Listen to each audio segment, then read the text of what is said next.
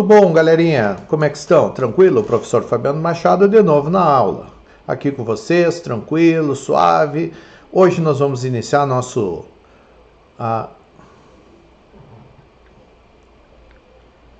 Daí, galera, tudo bom? Voltamos com uma das aulas mais importantes dentro da língua portuguesa, análise sintática.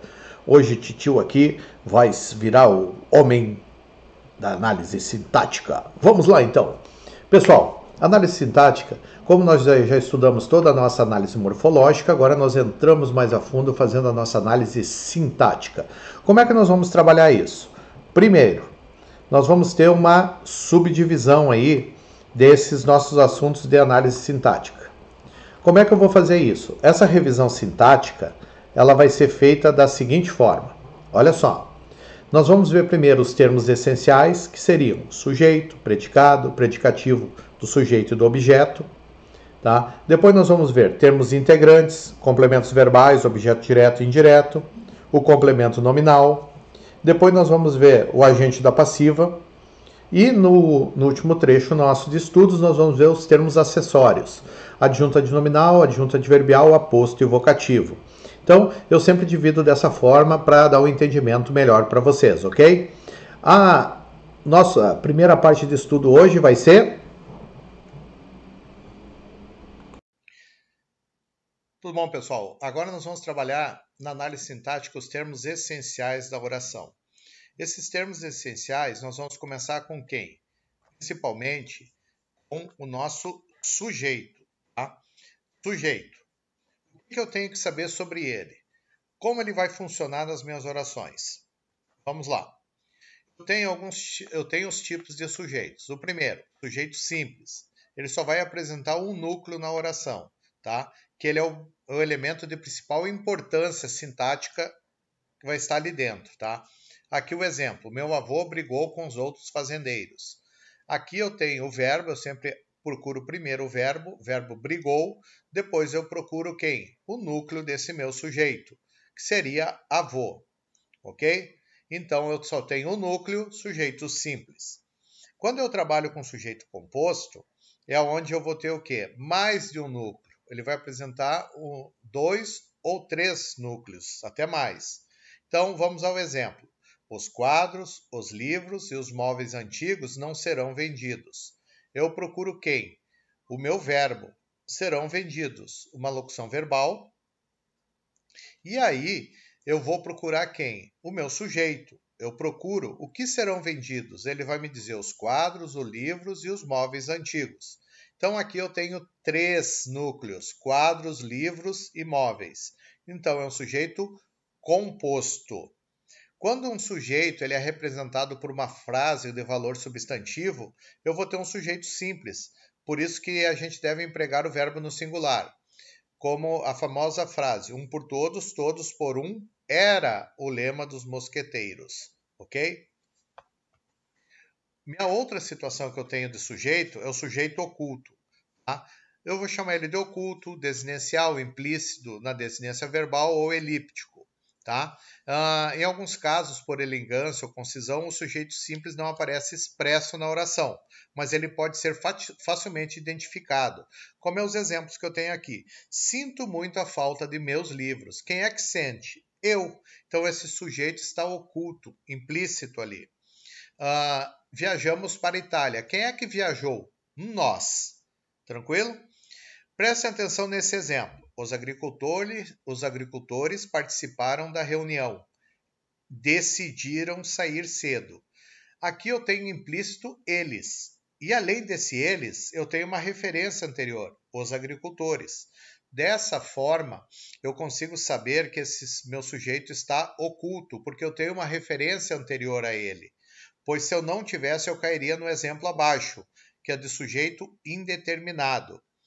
Então, o sujeito indeterminado é aquele que ocorre quando a informação contida no predicado se refere a um elemento que não se pode identificar. Falaram muito mal de você no almoço. Quem falou? Eu não consigo saber. Tá? O verbo está na terceira pessoa. Acredita-se na existência de alienígenas. O verbo também na terceira pessoa, com a partícula C. Eu também não sei quem é. Vocês viram a diferença entre o sujeito oculto e o sujeito indeterminado? Lá no oculto, ele também aparece em terceira pessoa, só que ele é citado anteriormente e depois ele é omitido. Já o sujeito indeterminado, eu já não tenho referência a ele. Vamos ver os outros tipos, então, de sujeitos indeterminados. Vou ter duas formas de sujeitos indeterminados. O verbo na terceira pessoa do plural, sem fazer referência a um sujeito expresso no contexto. Procuravam você ontem à noite, eu não sei quem. Eu sei que é eles, mas eu não sei quem. Estão pedindo sua presença lá fora. Eles estão, mas quem é esse eles? Então, aqui eu vou ter um sujeito indeterminado. Com o verbo na terceira pessoa do singular, seguido do índice de determinação do sujeito. Então, olha só. Eu tenho que me lembrar que eu tenho as partículas C, tá? Eu tenho dois tipos de partícula C. Eu tenho ela partícula passivadora e partícula de índice de determinação do sujeito. Qual é a diferença delas? Os verbos transitivos indiretos, verbos intransitivos e verbos de ligação, tá? Quando eles estiverem na terceira pessoa e estiverem com a partícula C, eles vão me dar índice de determinação do sujeito. Então, esse sujeito será indeterminado. Porém, se o verbo for um transitivo direto, eu vou ter o quê? Eu vou ter uma partícula passivadora. Eu vou fazer voz passiva, que nós veremos no próximo termo, que é os termos integrantes. E eu fazendo voz passiva, eu possuo sujeito. Então, eu tenho que tomar esse cuidado, tá? Então, aí eu não vou ter um sujeito indeterminado. Olha os exemplos que eu tenho aqui. Vive-se melhor fora das cidades grandes. Quem vive, vive. Então, é um verbo intransitivo, onde ele tem com ele essa partícula C. Então, essa partícula C vai me dar índice de determinação do sujeito. Precisa-se de novos vendedores. Quem precisa, precisa de algo. Então, é um verbo transitivo indireto. Então, esse C vai ser índice de determinação do sujeito. Vamos lá. Outra coisa, eu nunca posso classificar um pronome definido como sujeito indeterminado. Isso aqui já é questões que caíram em provas da AFA, da SpaceX. Então, eu tenho que tomar cuidado com esse sujeito, porque ele vai se tornar o quê? Um sujeito simples. Alguém roubou minha caneta. Alguém é o meu sujeito. Só que ele não é um sujeito indeterminado. O alguém é o meu sujeito simples, tá? Vamos lá. Oração sem sujeito ou sujeito inexistente, tá? Ela é quando a informação ela é veiculada pelo predicativo, não se refere a um sujeito gramatical. Temos uma oração sem sujeito. Nesse caso, a oração se constituirá apenas de um predicado. Nevou nas serras gaúchas. Ok? Agora nós vamos ver como é que ele vem apresentando essas situações. Quando a oração não possui sujeito, o verbo deve permanecer na terceira pessoa do singular. Importante. As orações sem sujeito ocorrem com os verbos impessoais também. Vamos ver os casos então.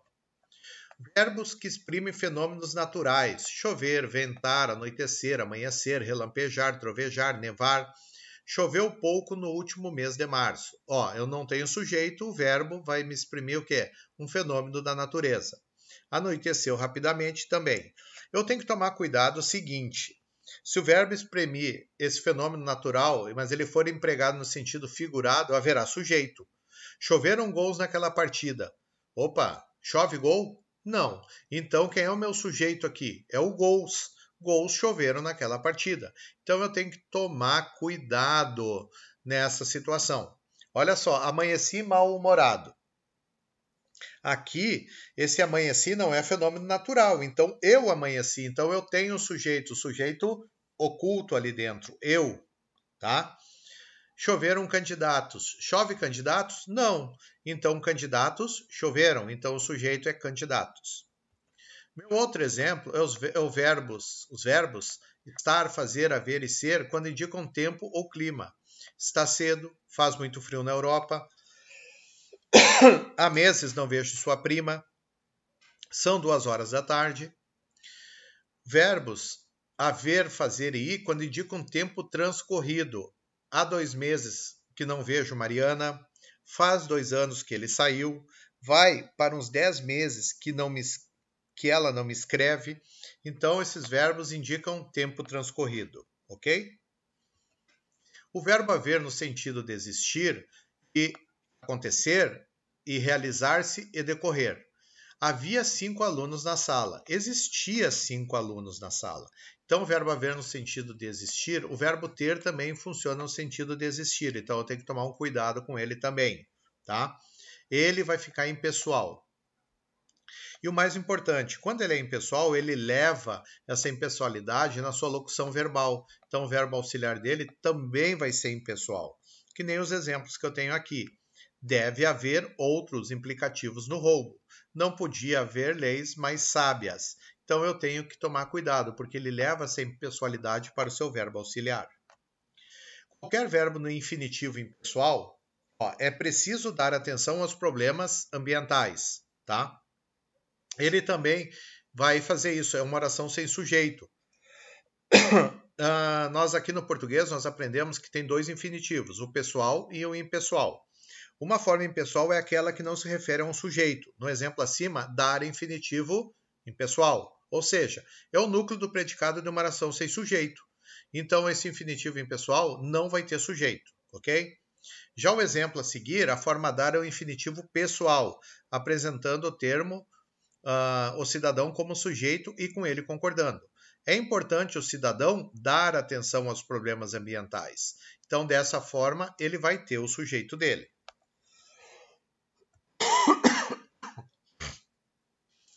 Certos tipos de frases também vão trabalhar com isso aí. O basta de férias, chega de saúde, passava das 5. Eles vão ser orações sem sujeitos, ok? Continuando agora, nós vamos trabalhar o quê?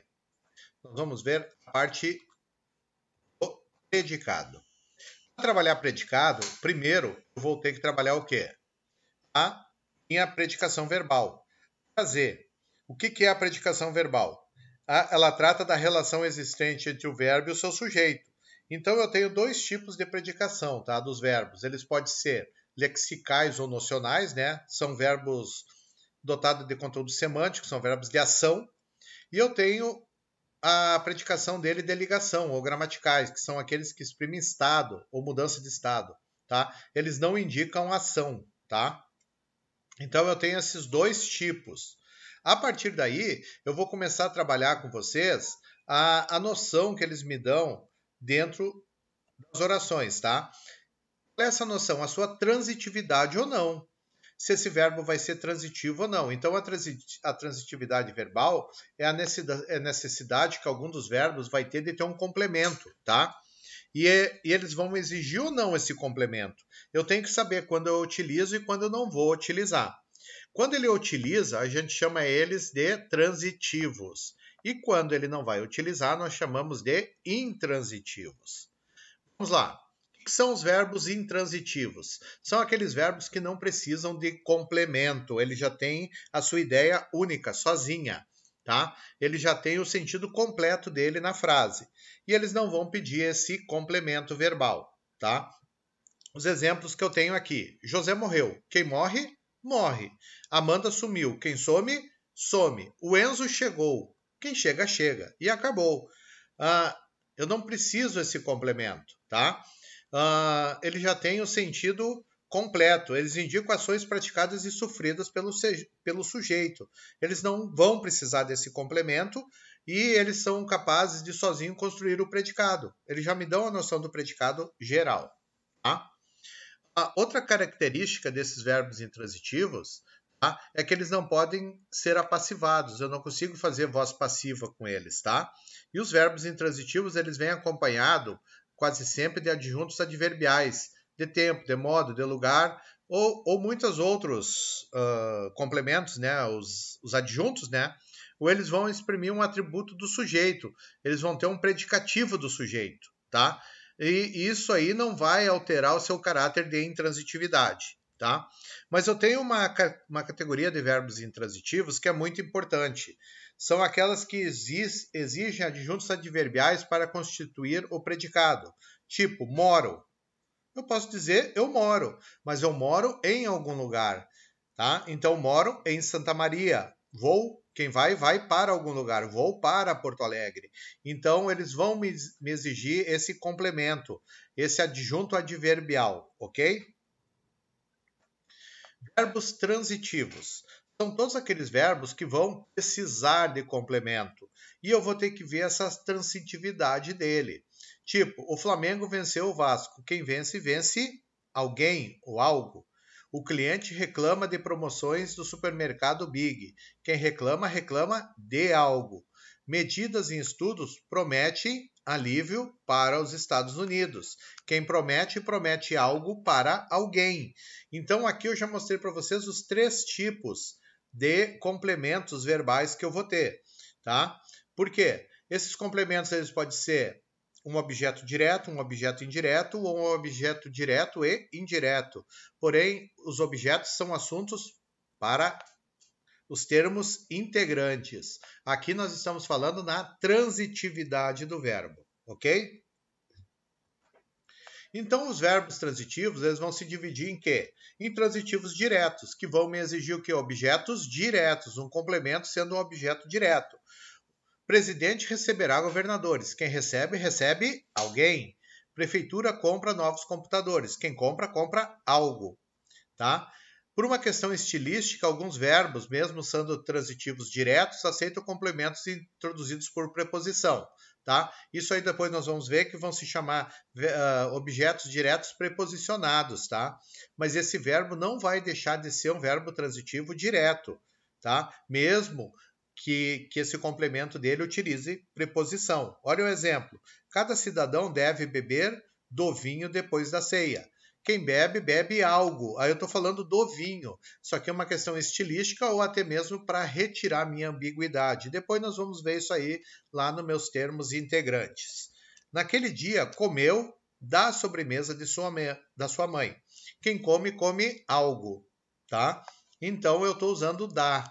Também é uma questão estilística. Transitivos indiretos, eles exigem complemento com preposição obrigatória. Então, é um objeto indireto, esse complemento dele. Depois nós vamos ver lá nos termos integrantes. Eleitor não obedece à convocação do TRE.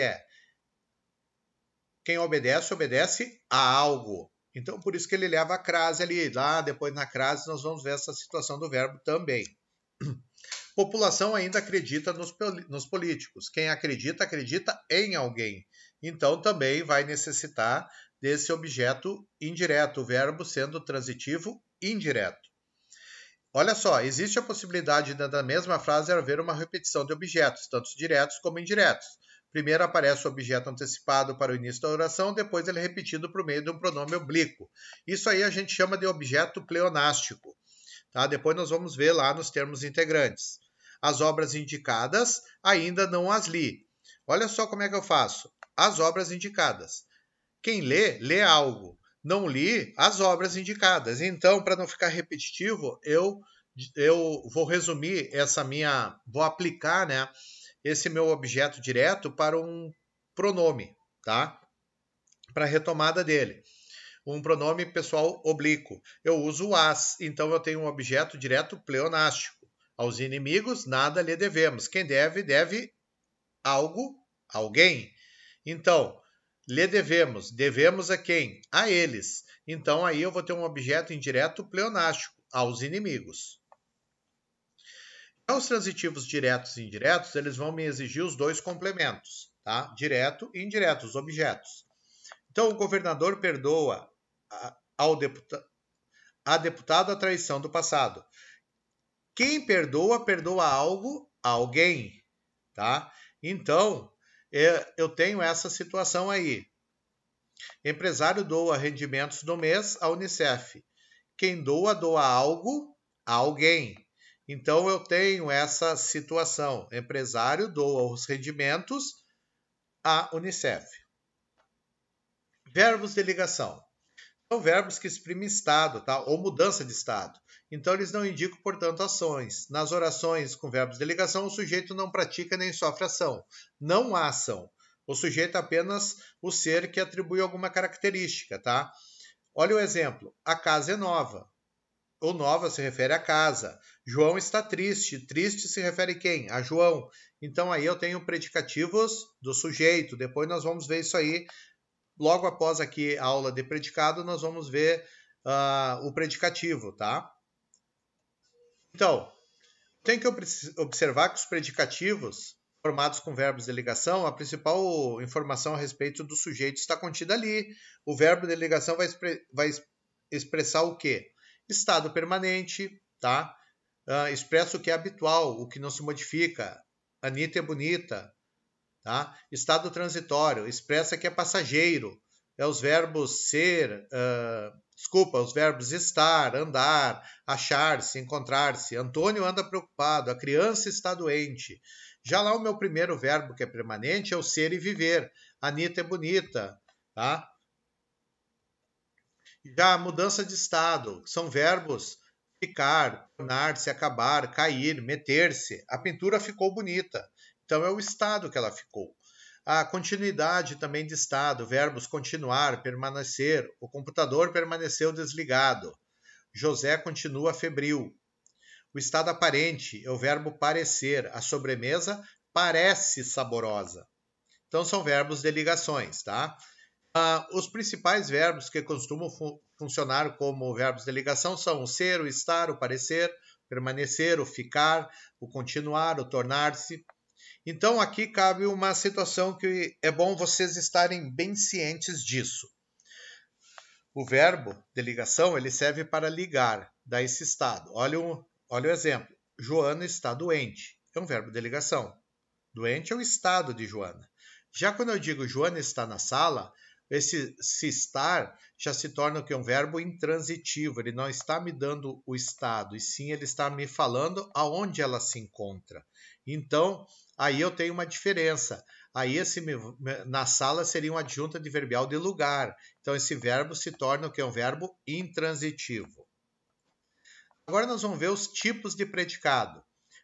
Os tipos de predicado, o predicado ele é tudo aquilo que se informa a respeito do sujeito, dependendo de quem ele se encontra a informação. Temos os seguintes tipos: verbal, nominal e verbo nominal. Como é que eu vou saber essas distinções? Meu predicado verbal, o núcleo dele, o núcleo da informação, ela vai estar contida no verbo. E esse verbo tem que ser um verbo lexical, tá? Transitivo ou intransitivo. Então ele tem que ser um verbo de ação, ok? João partiu, eles saíram de casa, o viajante caminhava pela estrada. Então, observe que a informação dada a respeito dos sujeitos está contida no verbo, tranquilo? Já o meu predicado nominal, o núcleo da informação veiculada está no predicado, está contido no nome, no predicativo do sujeito. O verbo, nesse caso, só funciona para ligar. Olha a dica, ligar. Então, eu vou trabalhar com verbos de ligação. Todos estavam apressados. A prova era difícil. O menino estava machucado. E já o meu predicado verbo nominal, são situações que eu tenho que tomar bastante cuidado. Ele é um predicado misto, tá? Misto por quê? O verbo dele ele vai ter que ser um verbo lexical, um verbo de ação.